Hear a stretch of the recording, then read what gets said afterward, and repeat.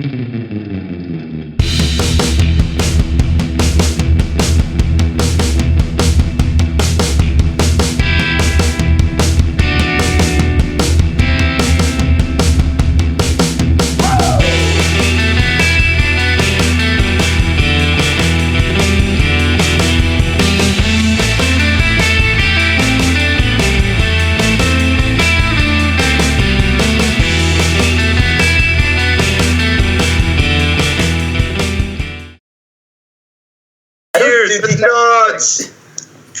don't do decaf anything. I live off caffeine. I breathe caffeine. What color is caffeine. I need to know what color is the can. Oh, I don't know. It's been a while. It's like a golden beige. It's very neutral. You are the most unhelpful person I've probably ever met in my life.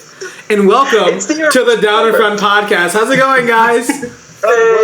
What's up? We are back. Super excited to talk about this hilariously awesome movie. I mean, it has so many stunts. It's the newest Atomic Blonde movie starring Charlize Theron and James McAvoy. It's just a bunch of people to talk about it. But before we get into our feature film, I want to go around and just chat about who's here today, what you guys have been watching, what you guys are sipping on, and of course, we're going to start with the mouth from the South. Brylan, how's it going, man? Hey, how's it going? It's going well. Good to see your face. Thank you. It's good to hear your voice and see your face. Oh, thanks. Sorry, I was looking at this photo. Yes. I'm sorry. It's the best I can do in 5 minutes. That's okay. We will definitely make sure that we put this photo in the show notes of it. So definitely for that. But yeah, what you sipping on and what you been watching? Right now I'm sipping on an Amstel beer X-Light. And the X might be a Roman numeral 10 for the amount of money I spent on it is like 10 cents. Oh, how about it could be also an X for extra beer, but I highly doubt that. What's the ABV? It is 90 calories, 2 grams carbs, 4.2 cent ABV. Oh, okay. So, yeah. It's a generic beer. If you're in a movie, you probably ask, I'll have a beer, this is what they give you. I mean, it's a very generic label, too. Stuff. Yeah. Cool. So what I've been watching recently is I just finished up Fargo Season 3. And once again, this is probably my favorite TV series going on right now. And a lot of people were complaining that it didn't have the goofiness or hilarity of the previous 2 seasons.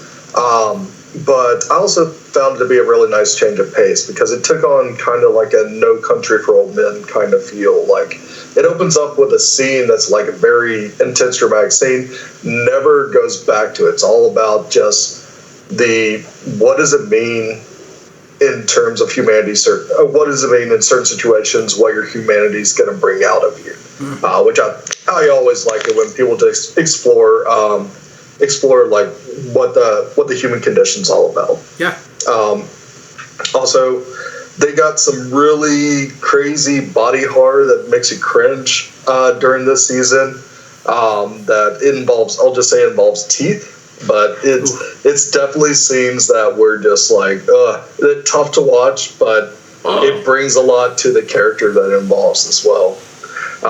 It starred David Thewlis, Mary Elizabeth Winstead, who's always amazing. Ewan McGregor, who plays twins in the show, and it's really fantastic to see him take on that type of role. And it's also really cool that this is from Noah Hawley. He's always been a showrunner since the first season.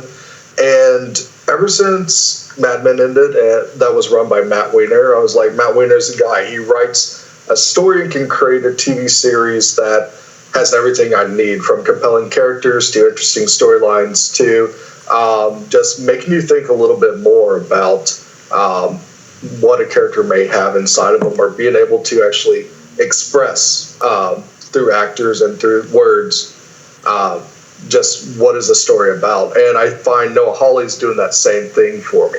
Nice. So he not only does he do Fargo, he also is the showrunner of Legion. You'll get similar tones and similar, like, very unique storytelling styles through both of them. Cool. I mean, I do like that show. I think I was watching it when I was in Florida for a little bit with Jody and his parents, and there was a scene that involves air conditioning. Yes. And so I think I saw the first maybe second episode, I'm not sure. But I was like, oh my gosh. And I think I've seen all of season 1. I just skipped season 2 accidentally. Then I just picked up on season 3. So it's definitely a show I want to go back and just binge all of it, because I just keep hearing great things about literally every season of Fargo. Yeah, I mean, absolutely. I mean, it's can't miss. I mean, everybody should be watching it. Nice. Well, as always, I'm really glad that you're here. I'm excited to hear some of your thoughts about Atomic Blonde. Thank you. Mr. Mocha Mike. Hey, everybody. How's it going? It's going well. How's you doing? Doing very well. I'm sitting here sipping on a Sam Adams Big Boy Boston Lager. Ooh. Big Boy because of the size. That's not the actual trademark name of the beer. But yeah, just enjoying that right now on this balmy summer's evening. As far as what I've been watching lately, I recently finished Castlevania, the Netflix original anime. Really cool show if you're into any form of animation, whether or not it's like Japanese anime specifically. It was an interesting watch. It was about 4 half-hour episodes that were really just one long movie chopped up. And it seemed to be sort of the prologue for an upcoming story, which definitely seems to be the case since Netflix has already greenlit the next season. But it was great for anyone who's a video game fan. It follows along the plot line of the third Castlevania game pretty closely. So it follows Trevor Belmont as he travels around with Dracula's son Alucard, trying to stop the horde of demons that he's unleashed upon the world. Really cool, really fluid animation, especially when it comes to the fight scenes. It was really exciting to watch. Definitely not for the faint of heart. If you're not into gore or viscera or anything like that, this is a movie that is about demons on Earth exacting revenge against humanity. So you get a lot of weird scenes like babies being eaten and things like that. So definitely not for the kids of the faint of heart, but otherwise, if you're a fan of anything Dracula related, definitely worth checking out. Cool. I mean, I definitely have seen that. I think I may have played the game a little bit, so I definitely want to kind of delve into that. That's on Netflix, right? Correct. Yeah. And Brylan, how did you watch season 3 of Fargo? I watched it on the FX Anywhere app. Okay, cool. I just want to make sure, because we need to get all these things. There's so much good content out there, so make sure that we can do a shout out for it. But as always, Mocha, you're looking sexy as always, so thank you so much. Thank you so much. Obviously, one of the sexiest people on this podcast. So there you go. The sexiest person on the podcast, the Shredder himself, looking like a character out of the movie we're going to talk about. I look very good in East Berlin. Yeah, you do. Mike, how's it going, Mike? Hey, how's it going? Good to see you. It's good to see everyone. Right now I'm drinking currently my favorite mixed drink. It is 2 parts hydrogen, 1 part oxygen. Good old H2O. I don't know why I picked up my glass and showed it to the camera, because no one else can see this. That was useful for me, though. I don't know what water looks like. Yeah. So don't drink on it. Well, it's because you pronounce it weird. Water. You and Mr. Abbott I have no idea what you're talking about. Speaking of no idea what anyone is talking about, I didn't see anything recently. I was busy with kind of whatever life happens, and I would just like to take this moment to comment on the other big movie that came out with Atomic Blonde, Emoji Movie. And I would like to say that is an obvious cash grab and terrible. No one should watch it. Honestly, I read a good criticism that the Down in Front podcast doesn't condone pirating movies, obviously. We want to make sure we support the people so they can give us content, so we can make content. That's kind of how that works. But don't even pirate this movie. It is not worth the 2 hours that you will put. It's not even worth, backgrounds. You should just focus on whatever you're doing 100%. Oof. It is terrible, and they shouldn't make any more of these. Oof. That's it. Fair. What's your most frequently used emoji? I have never emoted. You're a liar. Never used You're such a liar. Shut up. You're either a filthy liar or you're 72 years old. One of the Hang on. No, in fact, I yelled at my mother one day because she sent me an emoji, and I was like, please, Mother, you're in a doctorate program right now. Don't do this. Top three. Gotta be top three. Top three is going to be... All right. It's the OK sign, the pointing arrow, and then the check mark. Okay. Mocha? Yep. For me, mine are the heart-faced eyes, the black power fist, and a blue heart. The blue heart? Oh. Yeah. I don't like to send red hearts. That's a little too romantic for me. So I sent blue hearts. Fair enough. Brylan, what you got? My top three would be the yellow middle finger, the just generic sad face, and the smiley face with tears coming out. But I have to say my personal favorite one for aesthetics is the one where there's kind of like got his hand on the chin like this. I like that. The thinky one? It's kind of at an angle. It's got a little extra effect to it. I'm kind of bummed because I'm looking at all these, and these are definitely not my most frequently used, but I'll say them anyway. The one is a kissy heart. Yeah. The second one is the creepy... No, that makes complete sense. You've sent that to me so many times. I probably have. The second one is a creepy smile, like the kind of the cheesing with the small eyes. And the third one is the birthday thing, but I don't use that one that often. So it's kind of I think it shows your most recently used rather than frequently used. Yeah. Because if my keyboard is being honest right now, my most frequently used are definitely the screaming face emoji, the crying and screaming face emoji, and the green puke emoji. I'm going through some stuff right now, guys. Don't worry about it. Yeah, I like the they got me with the grin, but I also like the stank look, but I also like the inquisitive, like, oh, what's up look. Those are my favorite. I'm sure. So one last thing on Emoji Movie before we move on. I just quickly looked it up. It looks like as of whenever Wikipedia updated last, Atomic Blonde is sitting at about a 1-to-1. So they spent $30 million on it, and they've made about $30 million on the movie. Whereas Emoji Movie is a little higher in terms of money made, but they're $20 million under the budget. So I think it's a good thing. Well, Sure. It's still weird that they even made that much money, but yeah. surprising. Tank emoji followed by fire emoji followed by crying emoji. But you can do small emoji gifts that people just slam in the door, because I would probably do that, or flipping the table. That would be my favorite. And I am Warren, your host for this evening's show. Currently, I'm sipping on a nice, crisp bottle of rosé.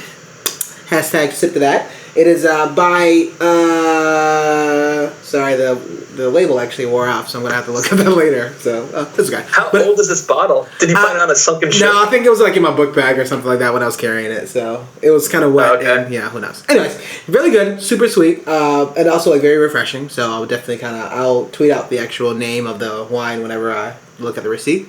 Other than that, I've actually hasn't been watching too much. I've been working a bunch, and also keeping up with all my animes. One of the biggest ones, besides the Dragon Ball Z and the Boruto, has been just kind of reading a lot of different mangas, and me and Mocha talk about these. Not enough for sure, but that's okay. That's cool. But yeah, so I think the biggest one I've been watching is My Hero Academia, because somebody just turned me on to that probably since we got Crunchyroll, and I just think I should probably go with, no, it wasn't you, Mocha, like I just probably got Crunchyroll within the last maybe 2 months, and I think Steven Batts and Lewis put me onto My Hero Academia. Fake news. Yeah. So they told me about it, and then you told me about it. I was like, okay. And we're also not going to turn this into an anime and manga podcast, so there you go for that. And what we're going to do is that we're going to talk about our feature film, Atomic Blonde. And I'm super pumped to really get into talk about the wins, some things that didn't work, even some small Easter eggs that we may want to talk about. But before we get into the review, I would say you probably want to pause it here if you haven't seen the movie. It will mean that we're going to be ruining everything, spoilers kind of off the gun, whether it's we're talking about a lot of different characters' names or plot details and things like that just didn't work, especially in our criticism section. So we'll give you a second, we'll take our small sip, and what we'll do is that we will go ahead and celebrate while you go watch the movie and come back that Down the Front Podcast has had the most downloads last month, over 500. So congratulations, and we'll see you soon.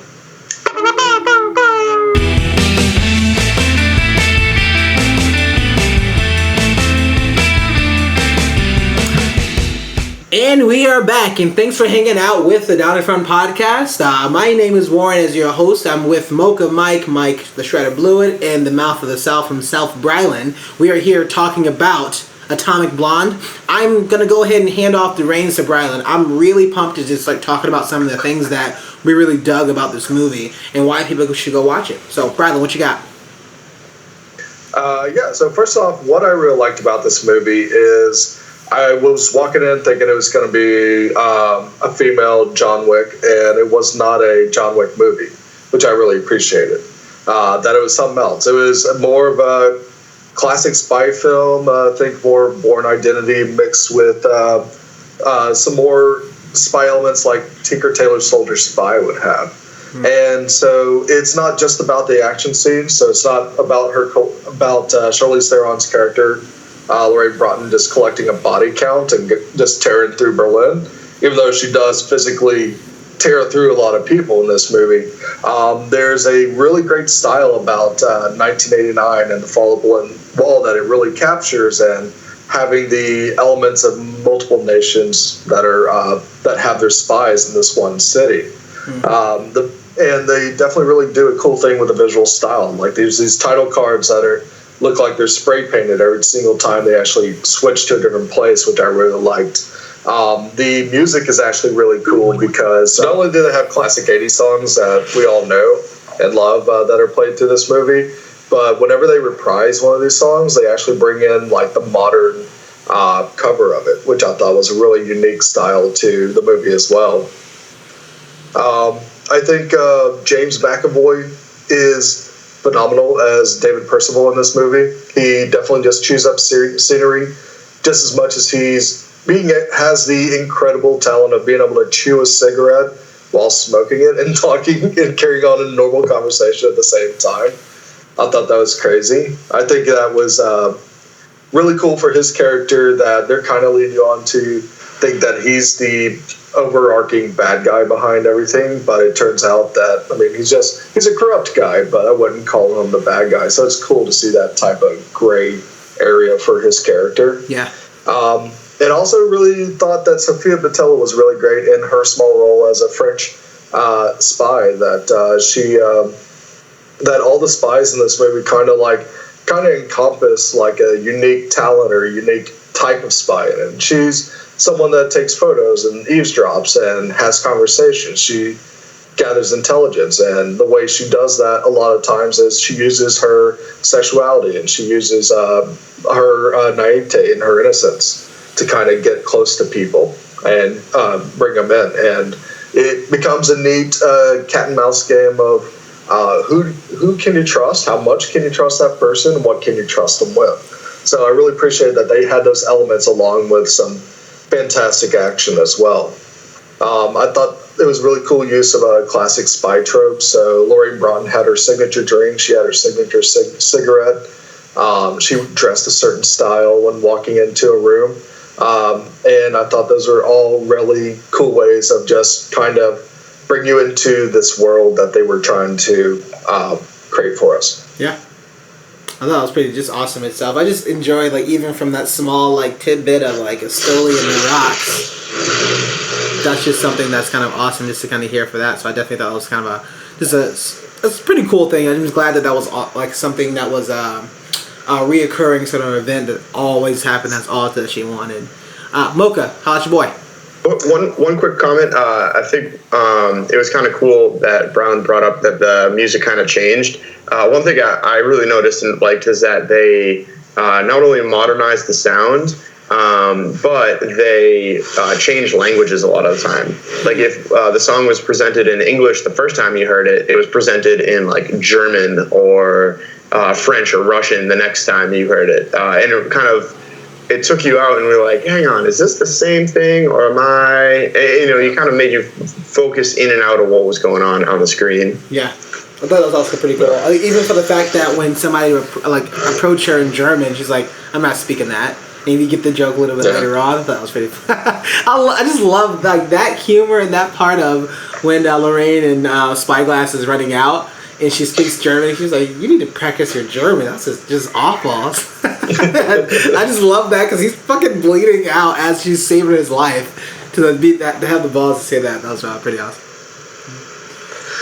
Smoka, talk to me about you like it. Yeah, so this is a movie that I had a lot of fun watching. This is I feel like the type of pulpy summer action film that I look forward to every year when summer comes around. Something that you can just kind of sit back and enjoy going on a thrill ride for. The key to that was the action for me. I absolutely loved all of the action in this film. A bit contrary to what Brian had said earlier, I do think that there was a bit of an attempt to make this a Joan Wick. Not for the entirety of the movie, but definitely when it came to the action. It was pretty brutal and intense, and really, really exciting to watch, especially with some of the camera work that was done in this film. There were times where the director seemed to be taking a very artsy approach to how he filmed the fight scene, where he would have a stationary camera and they'd be fighting, let's say, in front of a big light, so they're just silhouettes going back and forth, which looked cool. Except that in moments like that where the camera was still, you could sort of see that some moves are being telegraphed and maybe the choreography was a bit slow. Props to Charlize Theron for doing a lot of her own choreography in this film, period. Yes. I don't think she's done that much action, like fist fighting martial arts in a movie before. And if it was her first time, then she killed it. But aside from those artsy shots, but whenever the camera was actually working with the movements of the fighters, it became something different. The fights and the action was really smooth and seamless, and you couldn't see those same sort of stutter steps or telegraph moves as you might when it was standing still. And I think that played out in a lot of different points in this movie. There was a huge amount of really interesting and dynamic camera work. One scene that in particular comes to mind is when Lorraine is driving through the streets of Berlin with spyglass trying to escape the people that are trying to kill them, and they're in a small or narrow street going both forwards and backwards. They keep changing their direction, and whichever direction they are moving in, the camera is looking at them perfectly from behind that windshield. And as soon as they switch gears and let's say go in reverse, the camera just kind of pivots, but it passes through the head of the passenger to come back around and show them both. And it does that a few times, and it was really, really interesting, super seamless, really well edited and shot together, and made for some incredibly dynamic scenes that I just wasn't really expecting out of this movie. See, my favorite handy cam moment was, and so we looked it up. This guy did the Born 3. Ultimatum, yeah. And so there's this scene where he fights this, I think, Algerian or some North African guy in an apartment, and they actually do a very good job doing the handy cam, where shakes and stuff, when that was very in vogue, but you could follow it. So for me, the standout scene was when she was fighting a little bit before the driving scene, and she was fighting the people in the apartment, and the handycam kind of moved like a person was there, where it kind of would duck up and down like you were nodding your head trying to see, all right, what weapon are they going to pick up next? Where is this other person that just got thrown off the screen? And a couple times it waggled between the two combatants before they even made a move. And I thought that was kind of cool and really engrossed you in you were in the room rather than watching it in a chair. Yeah, the camera work was phenomenal, and it made for a lot of intense scenes. But the camera wouldn't have been anything without the actors themselves. And Charlize Theron was a stone cold bitch in this movie, and I mean that in the absolute most positive way I can. She completely carried every single scene that she was in, and really set the stage for what was going on. In fact, there were a lot of scenes where the moment was made not by any dialogue or any action fighting, but just by Charlize Theron's piercing, fearless gaze that she would give to someone while they were talking to her, or while she contemplated the situation which she was in. So many scenes were just up close shots of her face, and I really believed that at any given moment she could snap the neck of the person that was looking at her. She was completely terrifying, and I loved it. Also, James McAvoy, as you mentioned earlier, Brian, huge shout out to him. He is someone who, every time I see him in a new role, I'm always impressed further. The first time I was blown away by him was in the movie Split, where he just brought so much diversity and so much of a dynamic energy to the different characters he played. And I saw a lot of that on display here in this movie. He's a really physical actor, and his body language does have the acting for him, aside from the dialogue. But there's this really cool moment near the end of the movie where he's kind of injured and he's having this really emotional conversation with one of the characters, and he's actually like foamy at the mouth and spitting a little while he talks. And it's so cool to see an actor just get so into the role like that. So he completely delivered in this movie, and those two together were a really, really cool combination that I hadn't really thought about wanting to see in a movie prior to that. I mean, I thought his really monologue at the end before he's killed, I mean, it's probably one of the best moments of the movie, too. Yeah, and he made a great foil for Charlize Theron's character, too. Like, David Percival to Lorraine, he was full of swagger. He was very expressive in his body language. He was almost always yelling or angry. He would like fidget with a cigarette in his mouth, like you were talking about. And Lorraine was the exact opposite. She was very thin and lithe in form, but also very smooth. She only spoke when she had to, and the things that she said were always of note. Lorraine was really lithe in form. She was completely smooth as ice every time she walked into a room. There were a lot of times she kind of just blended into the environment with how still she was standing. So it was really cool seeing those two as like its perfect yin and yang going throughout the movie.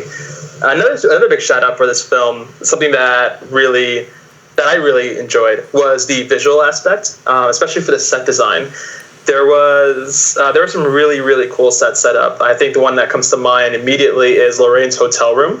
Her hotel room in Berlin is this really sleek looking, completely lit with black lights, sort of like futuristic, but like 80s style futuristic. Yeah, a lot of neon trim. Yeah, lots of neon. Everywhere that there was accents, you see bright like pink or green or blues. And I personally can't imagine staying sane in a room like that for more than 3 hours, just because I don't know what it'd be like to just live in a world of black lights. But it made for some really cool scenes throughout. And there were a lot of examples of that. Whenever they stepped out into the outdoors, you often see the Berlin Wall, whether it was directly up close or from far away. And it was really, really cool to see. Nice. Yeah, I mean... Speaking of the Berlin Wall, that was one of the things that kind of really surprised me about this film. I didn't know much about it going into it. I kind of pulled a Warren where I just ignored any information. I was really excited to see a film that was set during the fall of the Berlin Wall. This movie takes place during the final days of that wall's existence, or at least while it's standing. And that's an era of a really important part of world history that I think gets glossed over in a lot of fiction. So it was really, really exciting for me to have something set with that as the backdrop. And it wasn't the main focus. Her mission didn't directly relate to the wall itself, but because of how significant it was to the culture at the time and that moment in society, it's always in the background, whether it's their dialogue, whether it's her smuggling herself or others back and forth over the wall. It's always present. And so that was just really cool and really, really interesting and something new that I liked out of this film. Yeah, cool. I'm really pumped to even talk about that. I think one of the biggest things that I like to interject before I get over to Blewett here is just like the dynamic from those two characters of just his profession alone of borrowing clothes, and I think, or just like he would take a lot of clothes from like the actual environment. Just the environment itself was just something that he always had on him, and he looked like to be just disheveled, and his arm was broken, and a lot of just weird things with David's character. So that was pretty cool. And Lorraine, like you were saying, it was almost like James Bond-esque. I'm sure that was actually on purpose too. So it looks as if like there was nothing, even all the way down to her heels. In one of the first fight scenes, I believe we see that she's kicking ass with her red heels, or her stilettos, I think they were, just kicking ass while in the car. That was just like that's how it's actually gonna. This is how this movie's gonna be. I thought it was pretty cool. Blue, what you got for me? I should start this by saying I really love these stylized, like, late 90s, early 2000s type movies. So going in, I was like, oh, yeah, I'm pumped for this. And it really kept it up. Like Mike had said, it had all the neon colors and everything flashing around. I thought that it really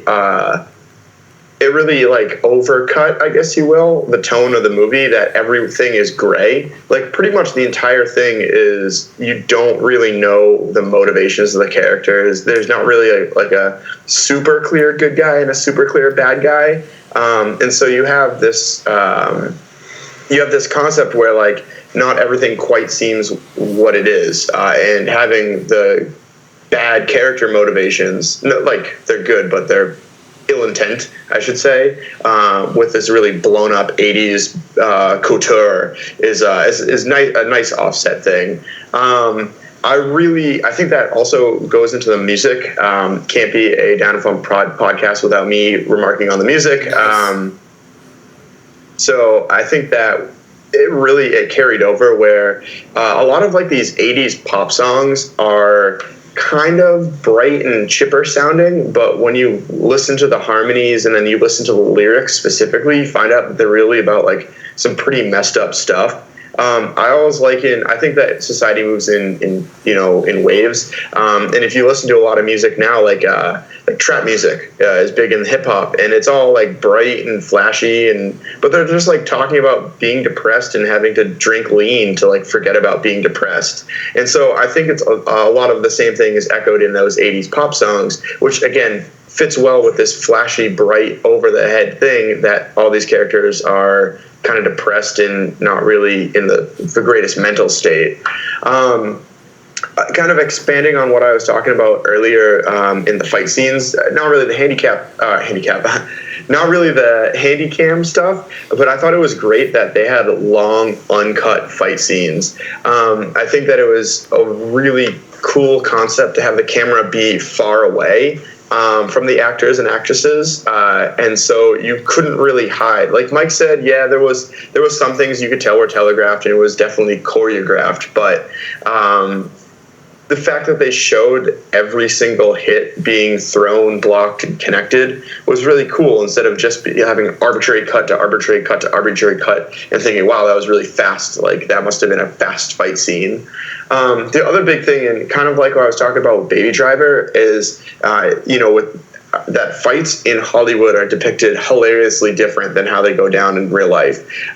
Baby Driver was gunshots, and causing hearing loss. With this movie, Atomic Blonde, I thought it was really great that the characters would get tired through the fight, where you don't have, like in John Wick, he basically just mowed down 100 henchmen and then said, all right, well, I guess I have to go to fisticuffs against 100 more. And then he did it, and came out pretty fine. Whereas Lorraine, got tired fighting 6 people. And then that impacted the rest of her fight. Absolutely, and I have to, going off that on a quick tangent from that regarding the fight scenes, a really cool thing about the fights in this film were that, Lorraine was, as I mentioned before, a complete and utter badass, and it was very clear that she was significantly better than any one individual she went against, but the film went out of its way to make sure that in every single moment that she had to fight, she was completely at a disadvantage, whether it be numbers, whether it be weaponry, whether it be someone else getting the jump on her. And I really enjoyed that, because you got to have both that really intense kind of, born identity feeling of an unstoppable warrior, while still having these realistic fights where she gets the shit beat out of her and comes out bloody with her face all swollen. Yeah. So it's not just her walking around killing everybody with one hit. Yeah, I thought that was super powerful. I really enjoyed that too. That was a good call out. Speaking of our leading lady, I thought this was kind of cool that, it used to be basically a death sentence to turn 30 as a Hollywood actress, to get, the leading action roles. Charlize Theron is 40, and for Hollywood, she's old. She's hot. She does kung fu, but she's old. And I think that's a step in the right direction, of, kind of breaking down that, hey, you don't have to be the 18-year-old actress to get the action movie role. You can be older, and it doesn't really make a difference. So keep on bringing in the older ladies is what Mike Blewett and the Down in Front podcast is saying. Absolutely. We are pro-MILF, aren't they? Pro-MILF, pro-GILF, pro-G-GILF. 2 little things to end. I really like that they didn't have really backstories, which I'm going to say I'm a huge hypocrite for saying that, because a week ago for Dunkirk, I said that I didn't like that. In this movie, because the characters had arcs to them, they started at one place and ended at the other, and it also had a central narrative and some like a plot with twists to it. I think that it was nice that you only learned about these characters in the 2 hours that we were given and didn't have any sort of preconceived notions heading into it. I really thought that brought up the mystery, and that really drove home the reveal at the end, because you spent the entire time wondering who Satchel is, and then it turns out that it's your main character the whole time. One is she. Well, yeah, I mean, but you also didn't know who Satchel was really playing for. USA. One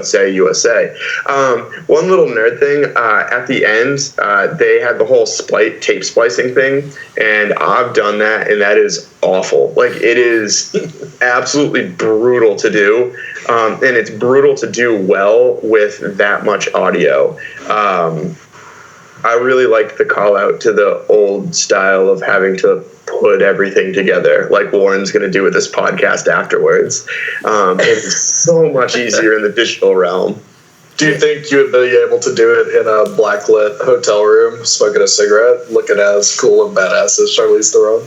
No. That hotel was the least practical hotel I've ever seen. If it's not for just specifically for sex orgies, I don't understand why that hotel. I just like there was a neon trim on the TV itself that she was watching. Personally, I thought the in-bed radio and cassette player was the greatest thing I've ever seen, and I want one. Yeah, I'm pretty pumped about that. Yeah, I mean, I'm going to have to definitely echo what a lot of people necessarily said. I have a couple different call-outs. That fight scene, I think it was the last fight scene, the longest one. It was almost, I think it actually was a continuous shot of just her starting, taking out the actual two snipers that was there, to just kicking ass. And when you see her hit up, throw a punch, much like Blewett was talking about, you can see she putting her entire body into it, and that's taking a lot out of her. Even to the point that she becomes resourceful, she becomes really very, very crafty of trying to use the sniper rifle, and trying to use it. She knows that she can't actually shoot it, but she's going to use it as a weapon to then fight the next 2 or 3 people that Spyglass just told her. She's like, there's 2 more here, and you can clearly see that he's bleeding out, which is not a good sign. But you actually kind of see, we know that was happening, and I guess there was just so much simultaneous action happening in that scene that I was arguably one of the best fight scenes that I've ever liked and even seen in a long time, because she's just given her all in that scene, much like Daredevil, and he's super tired, and Daredevil season 1, he's super tired in that long continuous scene. We get some of it here, and I also just thought that was a very just powerful way to look at it. Then you see her then start using, and not only her, but she's fighting this guy who she's already stuck in the face with a pair of keys that he's yeah, I know, it's in his cheek, and I love that they stop on it, they hold on it for just a second, because it's in his cheek, and he's like, what the fuck? It just messes her up earlier in the scene, pulls it out, and just walks away like it's literally nothing's happened. So it's absolutely crazy. But he comes back, and she gets her revenge of fighting with a hot iron, fighting with everything you can think of. Even she had told, when they went into the room, she told Spyglass to find something to stop the bleeding, and you can see him as she's waiting to fight.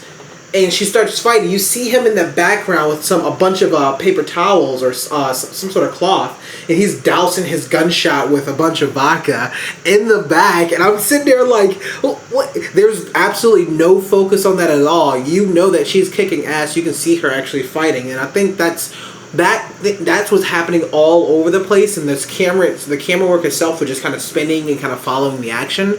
I just thought it was a very, very strong, just a very, very powerful moment. It's really cool that they always bring that we don't need superheroes in every single movie, and when you bring it down to that grounded level, that hey, these are people that are super trained, that know how to fight, that do physically things that go beyond average human beings. Yeah, there's a breaking point. They get gassed and stuff, and it's really impressive to see what are they going to do to get that little extra part out of themselves to win that fight. Yeah, speaking of onto the whole notion of her not being super, in that there's a fight where she is in a hotel room, and she's been set up, and the police show up, or not a hotel room, it's a regular building. The police show up to the apartment, and they storm the apartment, and there's a ton of police officers, and they all have guns.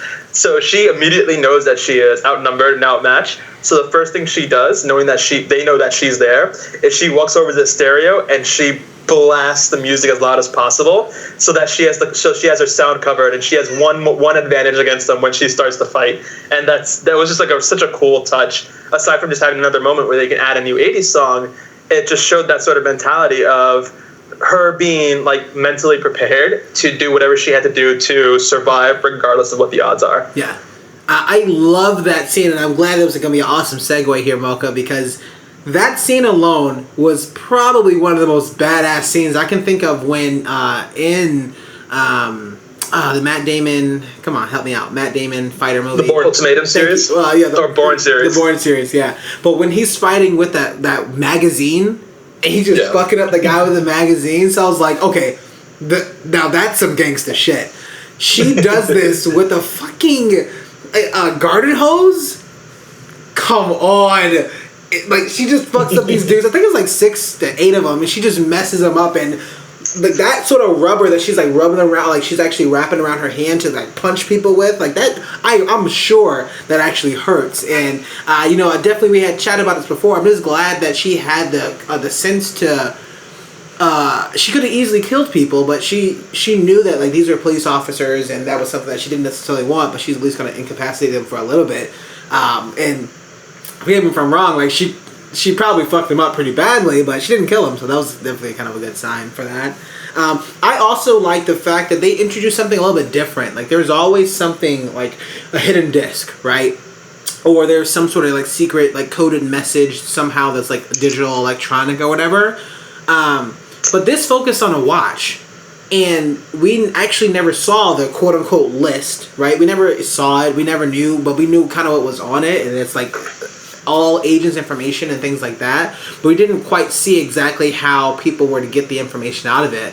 But we see Charlize Theron's character Lorraine go to the watchmaker and talks about this other watch and how she took the watch apart to then decode the message, which is on the gears on the inside of the watch. That's a very smart, that's a very cool way to kind of to hide a message, and I think that was a very kind of powerful moment that I just liked about it. I feel like they glossed over it a little bit too quick, but they could have definitely kind of given that props to that, because that's some true finite work to kind of get that message across. So that's some spy shit. That's some spy shit. Yeah. This film had one piece of equipment that I feel like every good spy film needs, and that is a garrote. Every spy film needs somebody to pull a tiny cord out of their wrist and then choke someone to death with it. And this movie had it, so that's good enough for me. Although, like, he fails. David fails a few different times. That scene, okay, guys, were you laughing or were you, like, cringeworthy? When he gets stabbed in the back and he's like, he's like struggling to get it, but he literally doesn't get it at all. And then he leans back and hits the wall, and it pushes in further. He's like, oh shit! I had a good laugh. I thought that was funny. That was funny. But look at that, like that part, right? That's a funny part, but he just killed somebody. Like that's another tough thing to try to sell of. Man, that's really difficult that you're going to put this weird, dark, humorous kind of thing that's kind of weird of literally what you just did was stab somebody in the back by killing them, and that's what happened to you. I don't know. I thought that was pretty cool. But that goes along perfectly with this kind of like laissez-faire, do everything and everything's a party kind of characterization. Yeah. Yeah, I mean, I did like that. And the last thing, I guess that my last win of this moment was, I'm glad they went there. And the reason why I'm glad they went there is, you know what? I'm glad they put a sex scene in this movie. That it wasn't a stereotypical sex scene at all. I'm glad that it was the same sex as a woman-on-woman sex scene that they put in this movie that was quite possibly awesome. And I'm so excited to actually see something like this. I really wish that they'll expand on this a little bit more. Because I don't know, like, I would love to talk to people who actually watched the movie besides you goons to see if that made people feel uncomfortable at all. Is obviously our approach is going to be a bit different. But I'm ready and looking at it to the point where, if it happens here, if it's going to be two women, I'm going to be sitting in the movie theater. If it's going to be two men, that's fine. Like, as long as there's going to be some sort of passion in that particular point, like, just make it so that people just feel okay with it. And that's what I was just promising for that, because it was something that, you have somebody here, Lorraine's character, who was very veteran, and it could have easily been a love story in the beginning with the dead spy, but they kind of twisted it and spun it a completely different way, that it wasn't about James McAvoy and Charlize Theron's character of David and Lorraine getting together, because there was already a bunch of different hints. And I think Briley even mentioned the fact that James McAvoy is being pinned down, almost choked on the bed, somehow still perfectly has a cigarette set up in his mouth that he's still smoking, so that Charlize Theron's character can pluck it out of his mouth, continues to smoke it, and she was like, "Oh, you wish?" Come on, that's some serious sexual tension there. But I'm glad I didn't go with it. I would have a question about that sex scene for you. Did you think that was like because Lorraine and Delphine had some romantic feelings toward another, or do you think they were doing their jobs, which is being spies and trying to just get everybody into a vulnerable position to get information? Yeah, I mean, the way that I was looking at it, I'm interested to see you guys' approach, is that I thought it was just a little, kind of fuck it moment. Like, shit happens. Like, there was a bunch of shit that was going wrong. Like, she knew that she was watching her, and she was this little spy. But there was so much more information that was... The world was so big that you just have to appreciate these smaller things. And they had, like, a weird kind of spark, even for when they were kind of talking to each other. I'm glad they kind of went there. A crazy life, get it when you can. Yeah. I think that it was all business, because that's the characterization that we were presented the entire movie. Like, it was just, that's what I need to do. I made contact with the French representative. I would like to say this as kind of like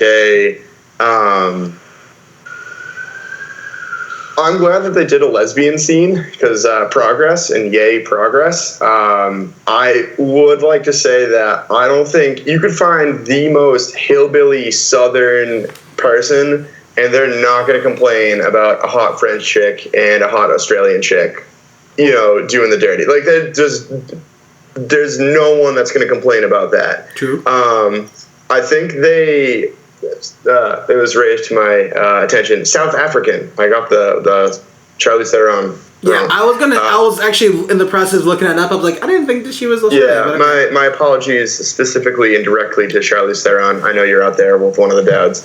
Of course. So I would like to say it's a step in the right direction. I think the South might riot if it was like two men. That's still probably not going to fly. But we're working our way there. If it was James McAvoy and John Goodman, I'll be down. Mocha?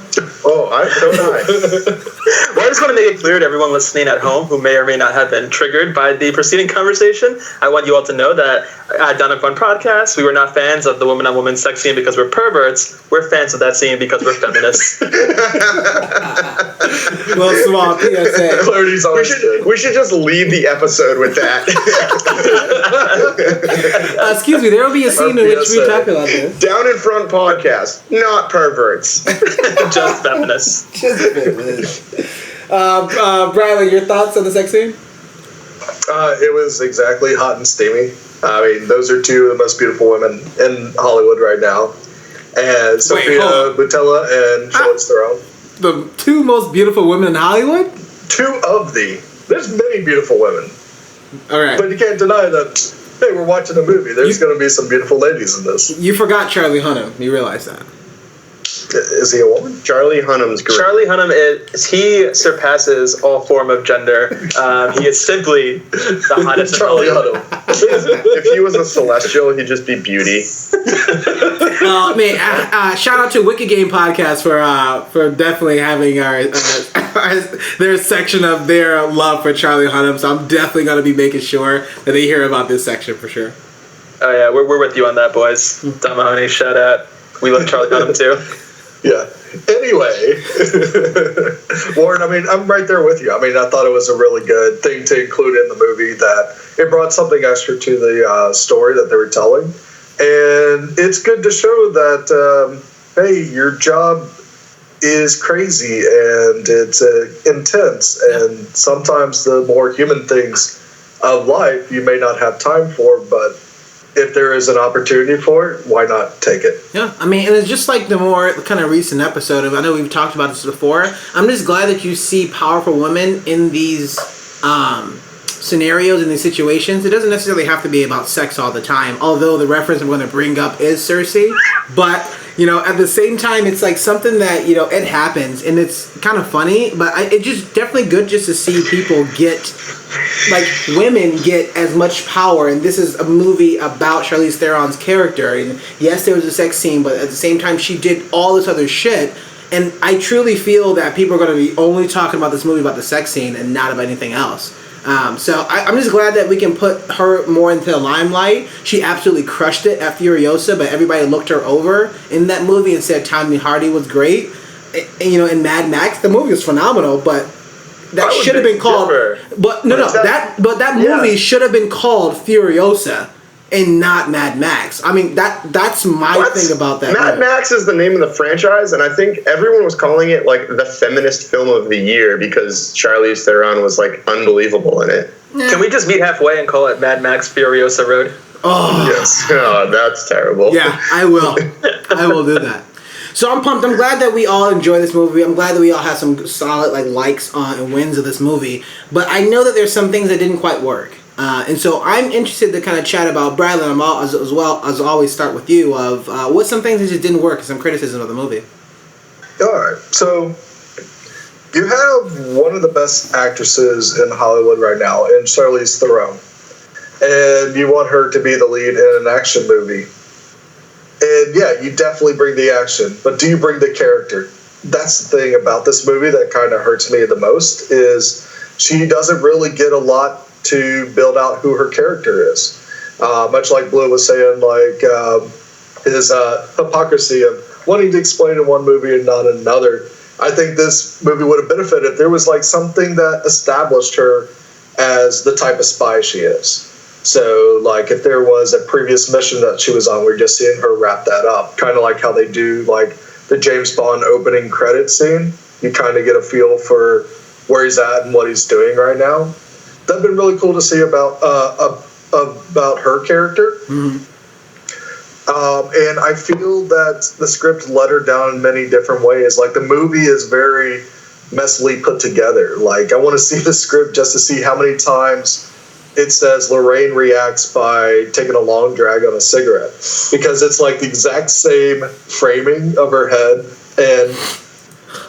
and shot every single time, repeated. They don't do anything to change it. That she takes a long drag on a cigarette whenever someone says something coy to her, and she just gives them a steely-eyed gaze a lot of times. And I wanted to see a little bit more out of this spy. Yeah. I also feel like having no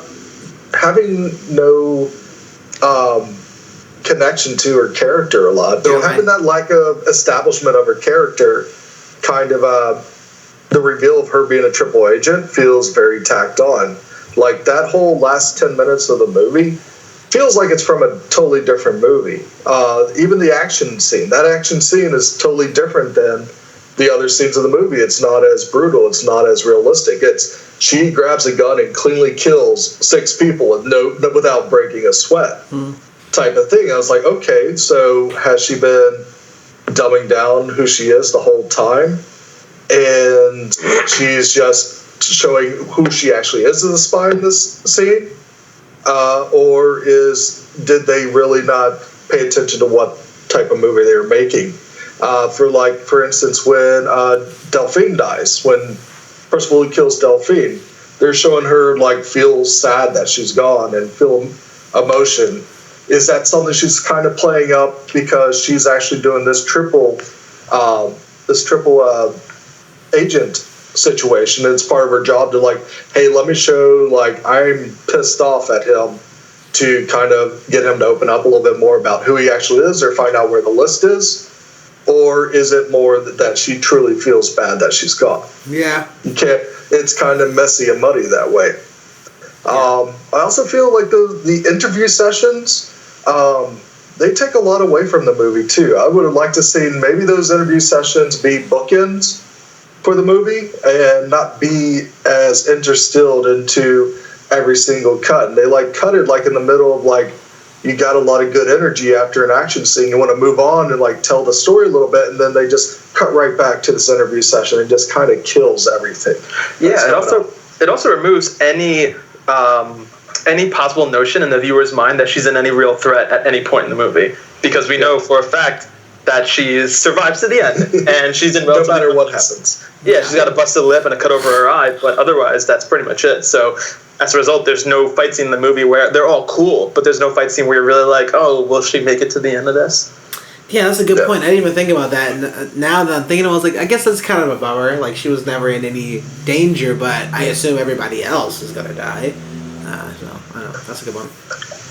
Yeah, and there's just some huge inconsistencies with her character. They tell you she's great at undercover, but they talk about throughout the whole movie, like, oh, my cover was blown as soon as I touched down in Berlin. Or she goes undercover to go into East Berlin, and it's like, okay, instead of a fashionable long coat, I'm wearing a fashionable hoodie and a wig. And so it's like, are you really an undercover agent? I don't really think so. And there's other moments where she has to get a spyglass out of East Berlin to West Berlin. And that she tells him, like, I've never lost a package before. And is like, okay, so you're a spy that's really an expert at getting people out of hot zones or delivering packages or delivering dead drops when necessary. And so she's becoming a spy of convenience. It's just she becomes what you need her to be at that moment's notice. Yeah. Yeah, I mean, it would have helped to have just a little bit more information with that, because I definitely feel like it was very plot driven of like, oh, this has to happen, so automatically, there we go. She's gonna already have this skill, the perfect set amount of skills to do whatever needs to be done in that particular kind of task. So I definitely kind of see that for that, and I can see how that can be construed through the movie. Yeah, and my other big thing about it that I have an issue with is, even though I like the choreography of all the action scenes, I don't think every single one is put together just as well. The apartment building one is fantastic. That's like one of the best action scenes I've seen this year, and it's definitely will stay with me. But the one where she fights the police, or she's fighting in the theater in East Berlin, they feel kind of not put together as good as that one could have been. You don't have the same kineticism. You don't have the same framing of the shots, and so they come off as kind of bland, even though the choreography is still really nice in them. Yeah, for sure. It's kind of crazy. I'm going to toss it over to Mocha. Yeah, so I know I mentioned earlier during the pro section of this conversation that I had a lot of fun watching this film, and I definitely did. I don't want that to be misconstrued. However, it is not without its sins. I feel like this film, it really did its best to approach every possible creative trick it could throughout the duration of the film. And I think that was a downside to it. It didn't really feel like there was any sort of singular cohesive vision to what the director wanted to do. More like he was excited to get a chance to try all these ideas that he had. What resulted from that were a lot of cool scenes that individually were awesome and had some really unique things about it, whether it was the camera work or the stylization of the shot or the settings or the approach to fightings. But when it was all put together, it just seemed more of a hodgepodge of ideas than one solid vision. This applies to the plot as well. The plot I thought was relatively hard to follow. It wasn't impossible to follow. It wasn't super difficult, but it was kind of thin. And ultimately, I felt like it was unnecessary in light of the cool action scenes. So what this movie turned into for me was just a series of breaks while I waited for the next cool fight scene, which is a shame. I think that they had a really cool idea for a story here, especially with that big plot twist at the end with Lorraine being a triple agent for the U.S., go USA. But it fell short because of all those things that I've already mentioned. I wanted to know more about her. I don't really have an answer for how that should have been done within the framework of this movie. But I do want to know more about who she is. And even if that isn't who she is as a U.S. federal agent, but who she was as the spy that we followed the entire time, like Brian had mentioned, started off James Bond style. Let's see what she was doing before she went to Berlin or before she started this mission. Give us just a little bit more. Also, in conjunction with what Brylan said, this movie is the first movie I've ever seen that should have come with a Surgeon General's warning at the beginning. Before the title card, just Surgeon General's warning, you will get lung cancer watching this film, because there was an inordinate amount of cigarette drags, and it got to the point where it was comical, because like Brylan said, they were all the same shot. She's standing in front of and the camera's just square on her face. She's looks really sultry and takes this long drag, and the end light's red. And then she blows it in the face of either the person she's talking to or the camera itself, and then says some line and it transitions out or whatever. And it really was it got to the point where I was just laughing at the actual smoking scenes. It got so goofy. Yeah, I didn't know if they were just trying to be meta and make fun of themselves, or if they actually thought that the coolness of cigarettes increases with the amount of times you drag them through in a 2-hour period. But either way, it just didn't work out in the end for me. I feel like I was born in the 80s. I love 80s music. I love this era of music that they were looking at. But I feel like with the soundtrack, their selections for 80s songs, a lot of times just didn't work with the scene that was being shown. Almost as if there was an insincerity to it. Rather than trying to find the perfect possible song for this moment, they were like, okay, what are some recognizable 80s pop songs that would be cool to have in it? It just didn't feel like there was any heart to the decisions. Conversely, whenever they used music that wasn't 80s pop music, it worked phenomenally. The one that comes to mind as the most notable example is when Lorraine steps into the bar to meet Delphine and meets Delphine for the first time. They're playing an 80s pop song, and it's just weird and doesn't really fit with the scene while she's slow-mo walking through this bar, and then suddenly someone snaps their finger to light a torch for her cigarette, and with the finger snap, the music changes over to the jazz music that's actually playing. And the rest of the scene was so cool with that light jazz music playing in the background. It complemented that smooth seduction that was going on between the two characters. It added this air of mystery, and it just worked so well. And I just wish it could have been that for the entire movie. Yeah, to add on to just the 80s music selection, there were some givens. Yeah, you're going to hear 99 Lift Balloons in this movie just because you're in Berlin. But I think it was really cool to hear a David Bowie selection like Cat People be played, because that's a very not known 80s David Bowie song that's really good. But I do agree with you that it sounds like it sounded, it was just like they looked at their playlist on their phone and said, let me pull from my 80s playlist and just slap a song into it a lot. Yeah. Who died last year? George Michael, David Bowie. They sang in the 80s. Let's put them in here. Yeah, and even Till Tuesday's Voices Carry. That song's about spousal abuse. And where does it really fit in any moment in this movie? Even though you could think of their coupled Lorraine and Percival. Mike, you actually raised a good point, and I'm going back and forth. I think that I'm a sucker again for terrible 90s techno, which the original score was absolutely chock full of it.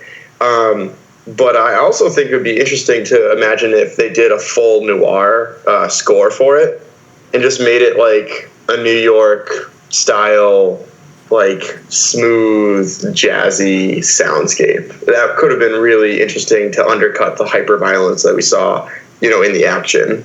Yeah, it would undercut the hype. Even one of these techno songs that's part of the original score, it's accompanied by Marilyn Manson screaming on it. It's so weird. See, I was fine with that part. I love the original score. It's just terrible techno music, and that gets an A+ from me. Yeah, none of the 80s music, I feel just really matched with the character that Charlize Theron brought to the screen. And the 80s music was almost always on while she was the focus of the shot. So I just feel he tried to pull a James Gunn and wanted to do something like what James Gunn did with Guardians of the Galaxy, but just was way more insincere about it, and it showed through. Yeah. I mean, I can definitely see that. I was getting more of a feeling of the Edgar Wright, which kind of sort of borrowed it from James Gunn, which I'm pretty sure it was very weird. I guess the last couple of movies I've seen a lot of weird music being almost interjected, almost as if it's another character, another entity in the movie. And it's happening, I guess, because we've seen them all this year. I'm like, damn, did everybody do this last year and then like come up, or like a couple years ago and say this is a great idea all at the same time? So I thought that was kind of strange. But, sometimes some of it worked, some of it didn't. I think some of the moments where, especially when, the head Russian guy was beating the kid with a skateboard, and then like power stomps that stereo and it just shatters into a million pieces. I was like, that's a hard stomp. Like the music there, I can see where it kind of worked. There were just other moments, especially the car radio that was going in and out and turning it down, turning it up. Some of it was a bit more distracting for me. That I was just like, it would have been nice to not have the music and just only work on like an audio portion of that, of like hearing the other stuff that was happening to it, or just having background sort of music like you were talking about, Mocha, of the jazz in the club. So we can actually focus on like seeing what's actually happening and not, I like the song. We have to make sure we have a good soundtrack. They had a good soundtrack, but it's not the focus of that scene. The scene should be either focusing on how this 41-year-old looks amazing, maybe, or focusing on like how she just slyly being able to kind of fit into any scenario, maybe. There's a lot of other ways and a lot of other things that you can focus on, but sometimes the audio and just the music kind of took over. So I was kind of aside from the music itself, another thing that got to me about this film was Sofia Boutella's character, Delphine. So Sofia Boutella is fantastic. She's a great actress, and she did a good job in her role. But I felt like her character was kind of pointless. I mean, she comes into the stage as another spy, right? She's a third party that's now in the mix. And when she showed up, I got excited. I was like, oh, cool. This is a wild card. This is a French spy. So now we have someone from a third country. What is she going to do? How is she going to, mix things up in this plot? And then Charlize Theron calls her out on being a spy. And then she says, oh, sorry, it's my first day and I'm nervous, but now I'm in love with you. And the rest of the movie, her character was just a vessel to drive Charlize Theron's capacity for emotion, which that's an important thing to get across, to show that even though she's this person of multiple identities and is constantly in fear of her life, she still does have human emotions. I feel like you could have gotten that sort of character development for Lorraine in a bunch of other ways without wasting a solid actress like Sofia Boutella, especially an actress whose role in this film had the opportunity to be very impactful on the drama and the intrigue that was going on. So I felt like, that was a bit of a wasted opportunity. If there's one thing I want more, is like more of Sofia Boutella. I mean, I thought she was her character was definitely something that's a lot more interesting than some other characters in the movie. Mm-hmm. But yeah, it was just too brief. Yeah, well, they made the damsel in distress trope in what could have been like a really good like chick power flick. Yeah, mm-hmm. Like I don't like those characters in any film, regardless of the gender. But like when you have such a strong female lead, you somehow still had like the weak female, like please save me type thing. Yeah, I mean, I thought it would be pretty cool if you like. Obviously, the movie wouldn't be called Atomic Blonde, but maybe with a wig. What if Sofia Boutella's character would have then stepped in as like she was a new and upcoming, and you switch roles, not fully, but at least she's the one who's telling the story in the end, and we think that it may be Lorraine or Charlize Theron's character, and how she's the one who ended up surviving because she's getting more experience, and Charlize Theron's kind of like at the end of her rope, sort of thing. I mean, it could have been interesting, but we got what we got. Yeah, and just a final note, speaking of Sofia Boutella's character, I have to disagree a little bit with what you were saying earlier, Warren. I didn't dislike the sex scene. I thought it was great. I thought it was well executed, and I was really excited, as you said, to see this sort of like empowering moment where you have a scene that's a very clear moment between two women, shown on film in all of its glory. That's great in terms of like progressive and just seeing new things in film. However, that scene lasted like 50 seconds, or maybe it was 120 seconds. It went a while. It was too short. It was too short? No, I think it just went a little bit further than it needed to, and crossed that really thin boundary between progressive and empowering to maybe just a little bit too much fan service. Service, maybe. That scene was only 3 minutes, 15 seconds. Like, it wasn't that bad. It wasn't. 3 minutes and 15 seconds is a lot of time in a spy movie. In any movie, for that matter. But yeah, still, though, I thought that, all the positives that were here in the movie, the fun, those are some legitimate concerns that kind of took me out of it from moment to moment. Cool. Yeah. If I could add one little piece of trivia about the original score. So the original techno score is done by a guy named Tyler Bates. He's an American musician. His previous works have been Guardians of the Galaxy 2 and Guardians of the Galaxy. Yeah. And I knew that. Guitarist for the American rock band Marilyn Manson. So he did the orchestral version of Guardians. I don't know if he's actually credited with the other version, the other songs that was spiced together. But he did the orchestra version of the Guardians portion of which is still a very good version, but literally no one's gonna hear because of the other one's so good. He also did John Wick, so he basically did all the movies that we've referenced so far. Yeah. Oh, nice. Well, we never talked about Guardians 2 here, right? I literally just did. One needs to pay attention. Blow it. What things didn't work for you? I've got some things. If I can pull my list up, sorry. At least this time the audio's on, so now everyone can hear. This is going to get cut, but... Hi, Caroline. She can't hear me, can you? Fuck. She says hi. Yeah. So, I thought the biggest thing... So these movies... So, I think that there's not a ton that really, I can say against this movie. The biggest thing to me is that it didn't really bring anything too new to the table. If you've seen John Wick, at this point in all of our movie, watching, if you've seen John Wick, if you've seen, The Matrix, if you've seen the Blade trilogy, if you've seen one of my personal favorites, Equilibrium, you go back and watch any of these stylized, new foo kind of movies, then you're really not going to get anything new out of this. And I specifically I think the big one really is that it didn't really bring anything new to the table. If you've seen a collection of John Wick, The Matrix, one of my personal favorites, Equilibrium, and you have any of these new fu type movies, which is a coin I'm phrasing to basically mean any sort of kung fu, but with alternative things. So you can throw in Muay Thai, the gun stuff, Gymkhana. Yeah, exactly. You just have all that fun stuff. So any of these new fu movies that are based either in the dystopian future or the dystopian past, you've seen Atomic Blonde, and it had a kind of interesting twist at the end that really wasn't telegraphed too incredibly well. I actually thought personally that she was going to turn out to be Russian because all she did was drink vodka, and the first thing they said about her was, "Your Russian is good." So I was like, "Oh, she's definitely going to be Satchel." So it did kind of twist it when she turned out to be American.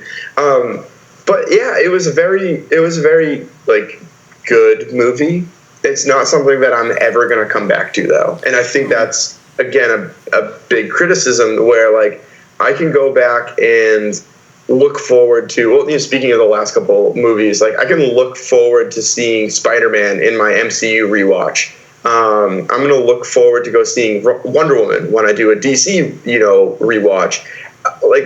I could sit down and watch Dunkirk again to have that panic attack for 2 hours. If I'm ever feeling good about my life and I'm like, you know what, I just hate this too much and I need to knock myself down a peg, then I can do that. Whereas this, I'll throw it on if it's on FX, on a Saturday afternoon. But realistically, I'm never going to go back on Netflix or Hulu and be like, you know what, I really want to go see Atomic Blonde. I thought a lot of things worked and nothing really outstandingly didn't work for me. It felt like I watched it before. Yeah, one thing to add to that is their story MacGuffins are probably the most played out story MacGuffins in spy movies. So the list of spies being the thing that you need to get. there's a lot more ways we can actually tell a spy movie. It doesn't always have to be a list or a microfilm or something. Add something else to it. Yeah, I think that in accordance with what Mike was saying, this is definitely a movie that you would watch on TNT at 2 p.m. during summer break because everyone else went to the beach and you didn't get the memo and you're just stuck at home. No, I guess something that comes on TV, you can just watch it. Yeah. That's kind of sad. Are you all right? Did you need Dunkirk?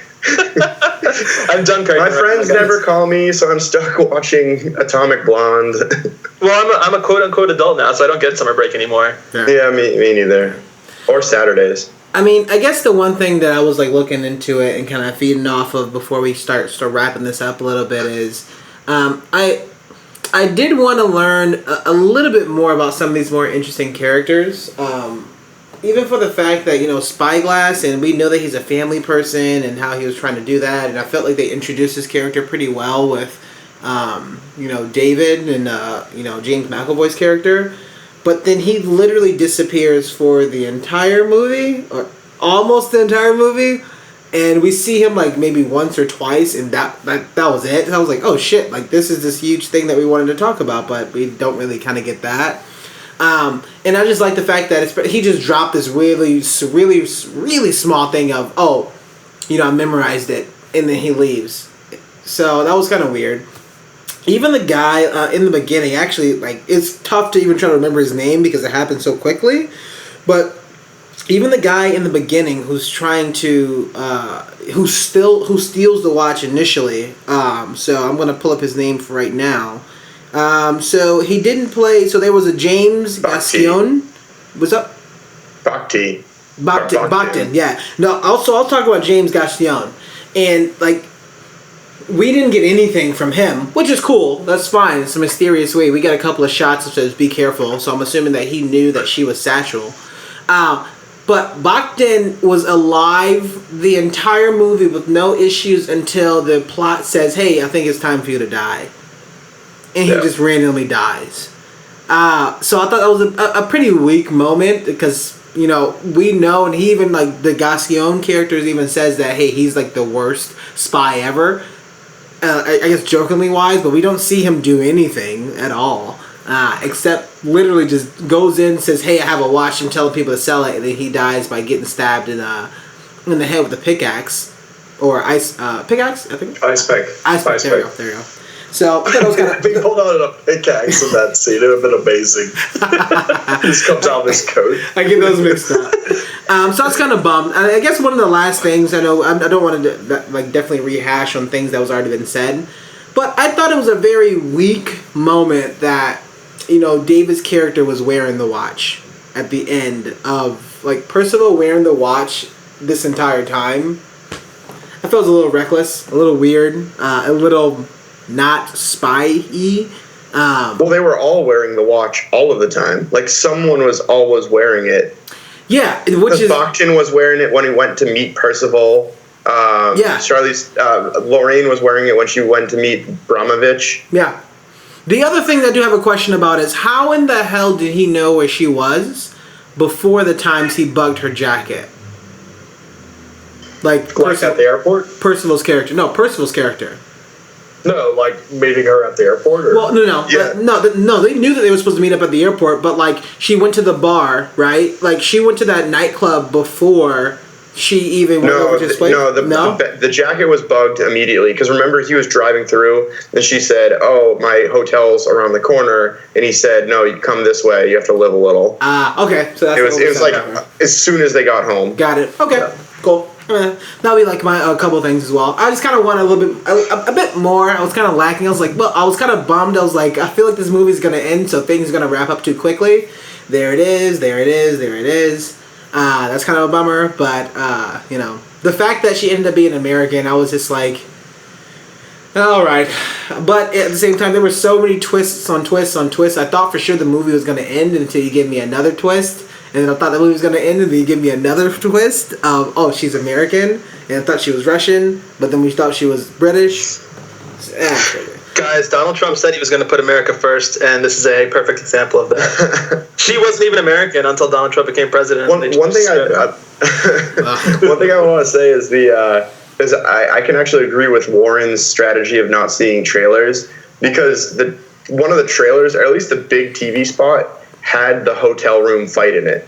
And so really? the whole time I was just like, wow, I can't believe like a heavy-handed part of the marketing was the last scene in the movie. And not that it really ruined it, because context matters in this case, and that's why unlike Warren, I'm fine with watching trailers, because you have realistically no idea what's going on. But it's funny, because I think the reason they did it was because it was the most glamorized fight scene they had. Like, she wasn't like bloodied or bruised or anything, and it was in a pretty location. But it was a little bit weak that it's like, okay, well, the movie's wrapping up. I know there's one more fight scene. I wonder what it's going to be like, Sir, any lasting thoughts before we start wrapping up? I myself am all right. I think we said a solid bit about this movie. I've said my piece. Cool. So let's talk about the grades in Atomic Blonde and where it kind of stands. Not quite in all the spy movies, but at least for right now in this sort of year, for the few films that we've seen so far, actually a lot of films. Where does it stand up? Where does it rank in? Like, what's the grades, Bradley? So I'm going to give this movie a C+. It's definitely a visually pretty movie, but it's just got too much messiness about how it's built and everything, and it's a real letdown that the script does not give Charlize Theron as much to go with as being a spy, as well as the action scenes. Fair. Cool. Mocha? Yeah, so I too will have to give this movie a C+. It's a very fun action movie that often comes off as shallow due to its lacking in both plot and a cohesive vision. Definitely a good summer pulp, but don't run to the theaters if you don't have money to burn. That's fair. Blewett, I forgot your name, sorry. Yeah, it's fine. It is forgettable.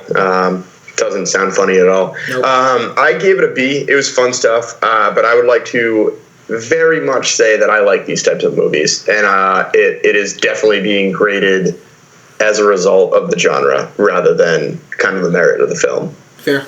Yeah, I mean, I'm also going to give this a movie a B. I was really glad to the fact that they at least gave it something that we hadn't quite seen before. Like, we have a female woman character that's kicking ass that doesn't have anything to do with, like, superpowers. And she's holding her own. She's getting exhausted. She's getting tired fighting people twice her size.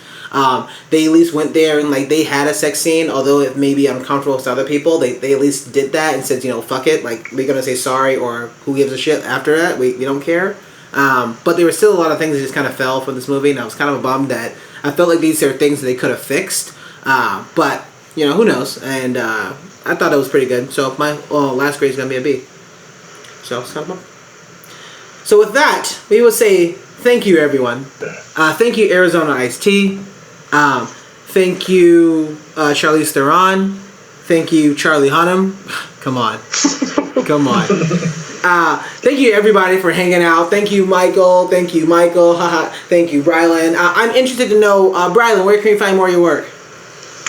You can find me on Twitter at Brylan. I will say, if you hate Euron Greyjoy as much as I do, please retweet me or get at me, because we have a lot of conversations to talk about. Yeah. And you can also see my mini reviews through my Instagram, which is I am Brylan. Cool. Yeah. Mocha, where can you find more of your work? Sure. So you can find me talking in 140 characters or less about the fall of the Republic at Mocha Mike LI, as the Lord intended. You can't find me at Mocha Mike because there is an older gentleman who has that username, who unfortunately was killed with a garrote by a German quadruple agent, and now no longer has the ability to give me the name that I so rightfully deserve. So at Mocha Mike LI for Twitter. You can also find me on Instagram posting some bomb photography at Mocha Mike, and you can also check me out on Medium, medium.com/@MochaMike, where I will be posting some long form reviews about the movies that we talk about here on the podcast. Nice. Thanks, man. I appreciate it. Blewett the Shredder, where can you find more of your work or more of your shows around town? Yo, what up, players? So I don't know why I did that in my intro voice. Can we just cut that in post? Oh, you have an intro voice? Yeah, like welcome to the pod. What's up, players? What's up, player? Hang on, I was just really excited by this Charlie body couple. So the thing is, though, that it goes into the tone of voice with my band, Mayanus. You can find us on most major platforms at Mayanus Band or Mayanus Music, like Facebook, Instagram, Twitter, I think, Bandcamp, SoundCloud for the 4 seconds unless Chance the Rapper buys it. We are playing next week sometime, maybe, I think. Yeah, somewhere. It should be fun. It's next week, but I literally have no details whatsoever. Also, if you really are interested in more of my personal reviews, you can write me at more of my work. You could find me at jesserandactualpervert@gmail.com. It's funny because he originally wanted Jesse Rand, not a feminist, just a pervert at ymail.com, but I made him shorten it. Too many characters. It didn't really flow off the lips, if you will. Roll off the tongue. Roll off the tongue. I've heard it both ways. Well, we are through the air with the spittles. We are the Down in Front podcast, and we want to say thank you so much for hanging out with us. We know it's going to be long, but this is going to be a really awesome review of Atomic Blonde, starring Charlize Theron and James McAvoy. You can find all of our actual episodes as well. We talk about it on Twitter. We talk about it on Facebook. We have an email. So typically follow us, depending on what particular platform you have. So we're going to be on Apple Podcasts as well as Stitcher too. So definitely find our name at Down in Front Podcast. We're going to be on Facebook. So facebook.com/DIF. That stands for Down in Front. So facebook.com/DIF podcast. Email us at downinfrontpodcast@gmail.com. We have a YouTube where we put a bunch of actual sort of small little sort of teasers so you can see our beautiful faces and talk about things that we really, really enjoy. So definitely check that out, as well as live tweeting events. That's going to be happening more and more. We have a Twitter. So on a Twitter, it's @_DIFP. So that stands for @_downinfrontpodcast. As well as we have a Patreon, so that if you would love for us to continue to keep doing this, kind of helping us out as much as possible, that would be amazing. Donate $1, $2, $100, $1 million. Send me on vacation. I won't mind. Let us know. It's Down in Front. It's at patreon.com/downinfront. So feel free. Just go ahead and let us know as much as you love us. And with that, we will say thank you so much for hanging out with us. I shall pick up my wine glass and say have a good night. Bye. Bye. God, Charlie Hunnam's so hot.